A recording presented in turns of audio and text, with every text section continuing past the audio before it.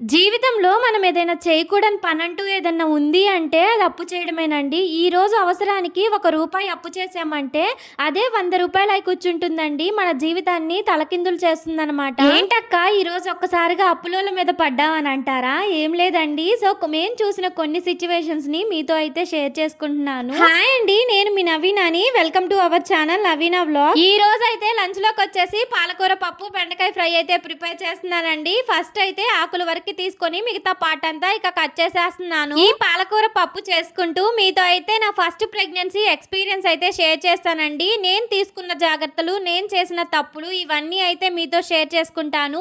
ఇదైతే ఒకరికి కాకపోయినా ఒకరికైనా యూజ్ అవుతుంది కదా అని చెప్పేసి ప్రెగ్నెన్సీ గురించి అయితే షేర్ చేస్తున్నానండి. నచ్చితే ఒక చిన్న లైక్ చేయండి, నచ్చకపోతే స్కిప్ చేసేసేయండి.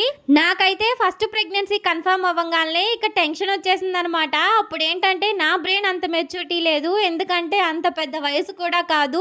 ఇక కన్ఫర్మ్ అయింది అని తెలిసిన తర్వాత ఫస్ట్ అయితే షాక్ అయ్యాను, ఆనందపడ్డాను. ఇవన్నీ నాకు ఇప్పటికి కూడా గుర్తులేవండి. ఎందుకక్క పెళ్ళై 6 సంవత్సరాలే అయిపోయింది కదా, అప్పుడు కూడా గుర్తులేదు మీకు అని అంటారా? ఏం లేదండి, ఆ సిచ్యువేషన్లో నేనేం ఫేస్ చేశానో ఏంటో కూడా అసలు తలుచుకుంటే అది నేను ఆనందపడ్డానా బాధపడ్డానా అని చెప్పేసి ఇప్పటికి కూడా నాకు అర్థం కాదనమాట. కాకపోతే అదొక ఫీలింగ్ చెప్పలేను. ఇక అలా అనిపించింది అనమాట. ఫస్ట్ అయితే ప్రెగ్నెన్సీ కన్ఫర్మ్ కాగానే ఇక నేనైతే ఫస్ట్ మా అత్తయ్యకే చెప్పానండి.